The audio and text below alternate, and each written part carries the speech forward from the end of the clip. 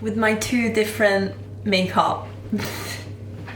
So guys, this year, I want to start off by saying that even if it was a really hard year, it was good. At the beginning of 2025, I really struggled with having people. I was feeling a bit lonely in London, and I do therapy. Don't worry, I have gloves. I do therapy. I remember telling my therapist at the start of the year, you know, I don't have friends. What should I do? And I felt really guilty about it. And she actually said to me, Nicole, you can definitely make friends, and we're gonna find a plan to make friends. And the way I did it, and the way we worked together to do it, was by making affirmations. And it sounds really voodoo and really weird, but the affirmations were trying to make me believe certain things.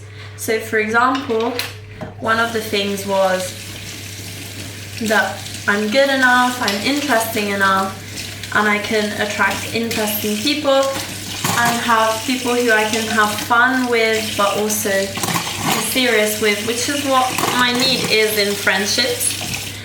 And it happened, you know. I put a lot of effort, you know.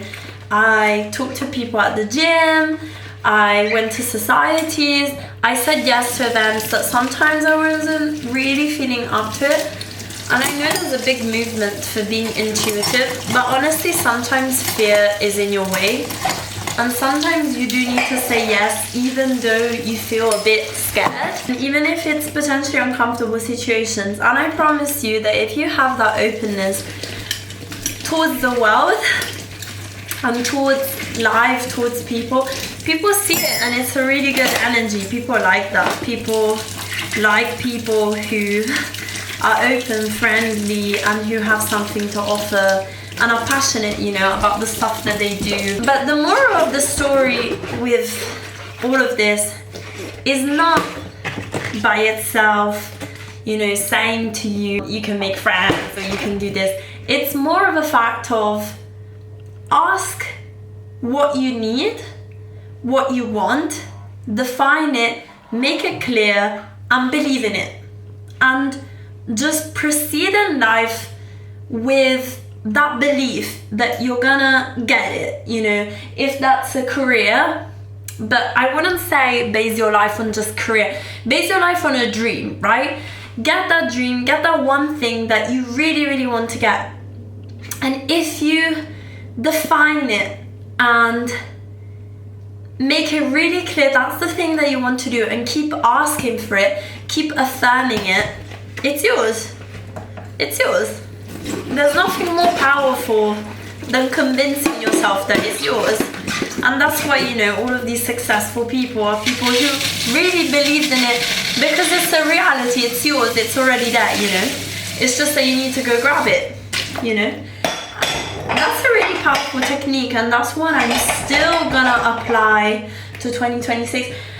Everybody is very much for that narrative of like, new me, you know, new year, new me. But actually I'd say, let's see what worked out of 2025. Let's see what you've learned out of it, and what actually really, really worked out. Hard to reflect at times, because, you know, you need to go through that painful stuff, that, you know, that very difficult stuff. But hey, you know, we're humans that learn via hard things. We don't learn via, you know, a walk in the park. I've had a little bit of a difficult childhood.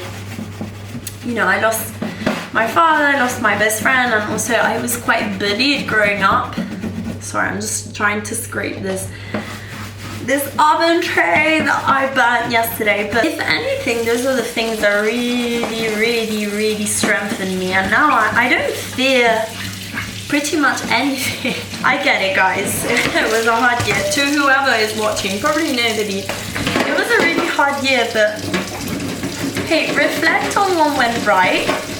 Take those principles that went right and do it better. And the stuff that went wrong, look, yes, reflect on what you could do better and try to achieve it the year after. But before trying to repair all of your mistakes from 2025, and by the way, people make loads of mistakes, so we make loads of things that are wrong and we need to reevaluate. Try and think what you really want and what you can apply that you already have. We all have things already.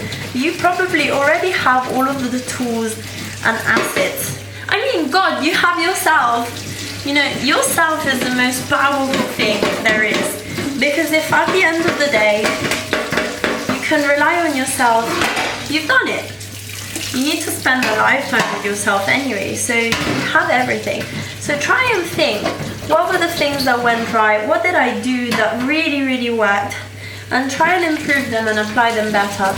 And the mistakes, yeah, reflect on why they happened. But also make sure that you don't spend a lifetime trying to fix everything, but more to achieve what you really need. Always do good, you know, good for people, good for your friends, for your family, do good. But sometimes you need to be selfish. And sometimes there'll become a time in your life in which you need to do stuff for yourself. And it hurts, but your people, the people who love you, will understand if you have to take certain decisions and do certain things. So yeah, that's my 2025 reflection.